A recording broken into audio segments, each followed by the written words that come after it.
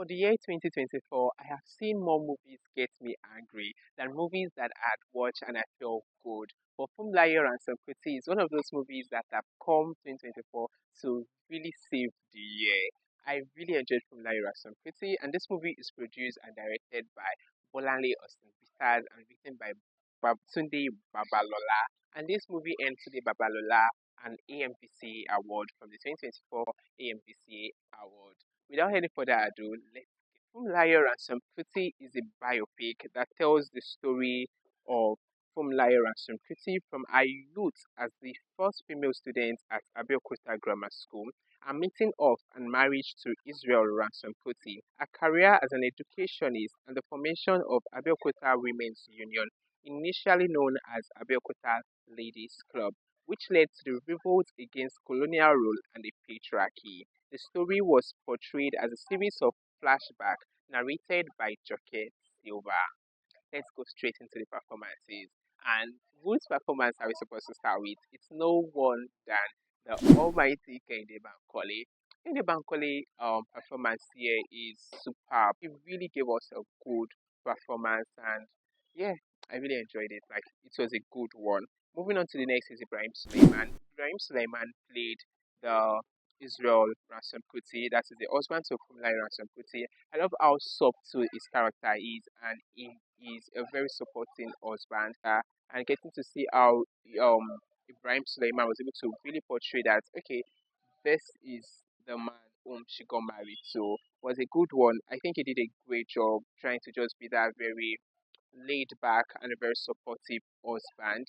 And Ibrahim Suleiman did good to do what he has to do to really project this so well. Moving on to the next is Joke Silva. So Joke Silva did more of the narration here, story in a very good way where you just find yourself connected to the story. Joke Silva or Madam Joke Silva Beta is a great actress, and she's been like doing great so far. And yeah, she did not really come to really fall her hand. She just keep up with that good name she has in the industry as a great actress. Moving on to the next is Omowumi Dada, and she played Eniola Grace Shoyinka.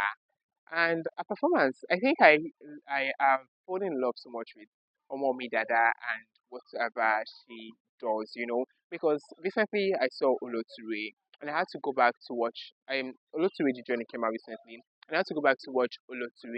And I feel like this woman is so versatile. From seeing how she was able to portray this Eniola Grace in Funmilayo Ransome-Kuti, seeing her in Oloture, I haven't seen how she was able to pull up in Madame Koi Koi. You know, there is no I don't think people can we can let me not say I don't think Omowumi Dada is good, and her performance here is superb.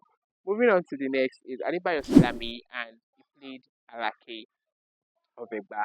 And a lot of people have issue with this character and how he was so very somehow weak. But for me, I don't think the man was weak because he really pulled up. He might not really be out there, but he had like strings that he was pulling to really do everything he needs to do. And the performance of this actor here is good. But I think I have an issue with this character. I think that's the word, the character, and I'll discuss it later on this video. So stay, stay, stay, so you can get to know that.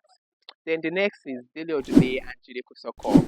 So they played Osi and Otun respectively, and they were like the chief to they were part of the chiefs to the Alake.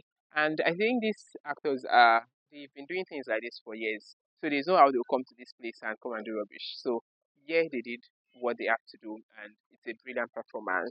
Then I really love the fact that Dele Odule did something like there was something Dele Odule do did in this film that I feel like okay, thumbs up, sir, and you get to know that if you stay tuned to all of this review, like just get to watch throughout where I'll discuss all of that. Then the younger Fumilayo was played by Imide Ayo Olumoko. I think I'm saying this, no, I think obviously I'm seeing this actress for the very first time. Her performance good. The issue I just have with her is the fact that when she have to say those Yoruba proverbs in this film, it seems somehow forced. Seem like those moments, it was as if like someone had crammed something and just have to put it out. That is how it came across to me. Then Iremide Adeoye, who played the young Israel, good performance. We never get to see so much of him, but that little scenes, was it like two or three scenes we saw him, the performance good. And this is also the guy who played Lolo in Bura. Moving on to what I like. So the acting, I think the acting on this film is just superb. I really love the costume. I love the storytelling and how it is very the precision that comes with this storytelling. You know, Funmilayo Ransome-Kuti is a biopic, and there's a lot of material to tell this woman's story. There's a lot of things they could have really delve into when it comes to the story of this woman, but they decide to really be very precise about her struggle and her fight against the colonial rule and how there was this like overly the taxation against the Egba women. You know one thing, I really love that they went for this very impactful thing she did in our society and did not really need to tell her story in its entirety, you know. Did not need to tell all her story, you get. Because I saw it and I felt like it was very short. It was just like an hour and 30 minutes. Like, oh, this is very short. But it's good. You know, it is better than having so much and you're not connected. So that 1 hour 30 minutes I did saw it, I was glued and I loved every bit of it. Moving on to the next costume setting, and yes, the settings very stunning. The costuming of these women interesting, and it is just like a very brilliant one. Then one thing I really find not so good enough is the issue of language. So the thing is, I feel like Egba people have a dialect. And since this story is an Egba people story, it's not a story that every Yoruba person could relate to. It's a story that is peculiar to the Egba women. It is a story that is peculiar to the Egba people. So why do you have to undermine their dialects? When you go to an Egba society or like the Egba or people speak, they have a dialect. So I feel like their dialect would have been a very, because language is a very important part of people's culture, people's history, people's story, and all of that. So I don't really like the fact that their dialect was undermined to a certain level. Like it was undermined, and this is where I was trying. This is like what I was trying to say when I say I think I have issue with the Alake, who was played by Adebayo Salami, who could not really speak the Egba dialect, or who did not speak the Egba dialect if he could. You get Dele Odule, who was one of the chief, utilized this dialect, and I find it very brilliant and interesting. And I feel like for the Alake, they should have even put in effort to make such prominent character that have a very important root or a very impactful position in that society should be able to speak that language, that dialect, I mean. So, and there were some scene, like the market scene, it seemed very scanty to me. But away from this language issue which I had raised, the dialect issue which I raised, I think every other part of this film appeal to me, and it is a story well told, and I love the fact that we are seeing a good number. We are now seeing biopics and movies that really tell our story, that tell stories of people we do not really put in too much effort into getting to bother, like not bothering to know them. But movies like this just put them on our face, and after watching them, I'm so sure a lot of people will go back to Google, go back to finding out, okay, so this woman exists. So she's beyond more than just someone who drove the very first car in Nigeria or whatnot. And I love the fact that they did not really put in so much effort into telling that story. They really, I've seen comments where people like, oh, they not tell us that she was the first to drive a car.